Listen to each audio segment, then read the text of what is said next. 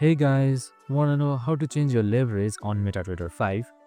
Well, here's how to do it in just 60 seconds. It's super simple, so let's get straight to it. Now first off, simply open up your MetaTrader 5 application, and once you're done that, on the top left you can see a small hamburger icon right here. Press on it and then hit towards your accounts, that is right here, and select your account. Now first thing first, what you need to do is you cannot directly do a leverage changes from the app. You'll need to reach out to your broker support team via email or other online platform. Ask for the leverage adjustment you desire, and your broker will make the change. It may take some time, so be patient.